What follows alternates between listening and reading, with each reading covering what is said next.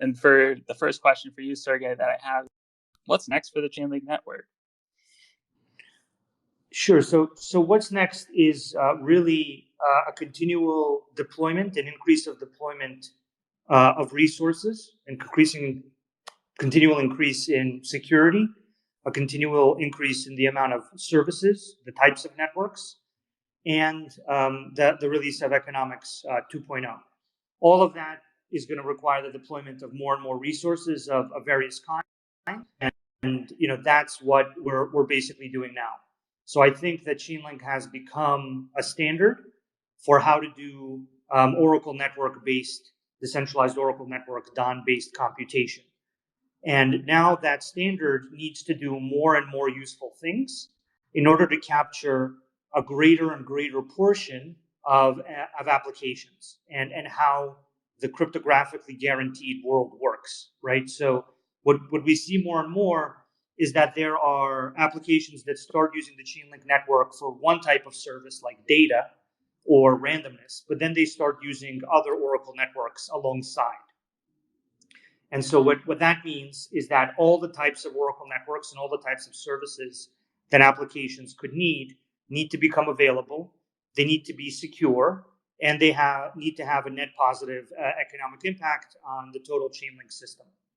That is what we're actively deploying more and more resources towards over time, because you really kind of arrive at a position where you become the way the world works. So if you look how the financial system, the traditional financial system, and even the Web 2.0 world works, you have certain core building blocks that everybody uses.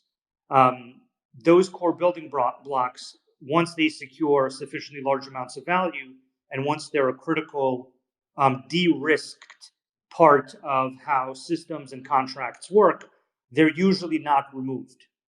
This is why thousands of banks still run something called Cobalt. They run Cobalt servers. It's not because they love the Cobalt language.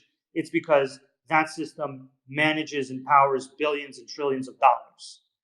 And so what we need to do is, in this transition to a world powered by cryptographic truth, to the Web3 world, to the smart contract world, that world is a complete reformatting of value.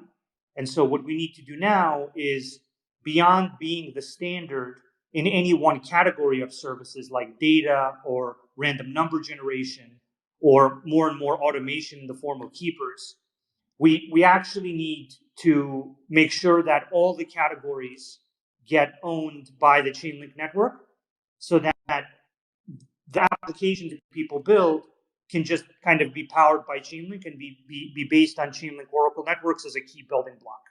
And it actually becomes easier and easier for people to adopt more and more Oracle networks, because they've already de-risked themselves by adopting their first Oracle network from Chainlink or their second Oracle network from Chainlink. So we need to deploy significant resources towards making sure those networks are secure. We need to deploy resources towards launching more and more of those networks, more and more of those different services, so that a smart contract and a dApp isn't just a contract with one Oracle network for data. It's a contract with like 10 Oracle networks. Each of those Oracle networks do something unique, whether that's a computation, data, transfer of information or commands between networks, and to solidify the network's kind of critical nature. The good news for us is that there is no source of Oracle network computation that's nowhere near as secure or reliable as the Chainlink network, and there's no source of Oracle network-based computation that has as long a track record and that secures nearly as much value. This can be called the network effect, or in certain cases the Lindy effect, or any number of other effects. But what it basically means is that we've arrived at a place where we are already the standard for certain types of computations, shown by enabling hundreds of billions in total value, shown by having anywhere from 50 to 90% of market share of specific verticals. And so what's next for us is to solidify our position in relation to all these different categories of dApps by making Chainlink a computational resource that does more and more things, more and more data, more and more computation, more and more cross-chain communication, so that eventually you'll have dApps that are, like 50% Oracle network powered, 50% smart contract powered. And frankly, we already see that dynamic taking hold, where there are multiple DeFi dApps that use multiple Oracle networks to get computations and to do things that they have to do in order to exist, but which a blockchain does not provide. And so that is kind of the massive opportunity that we need to actively deploy resources towards.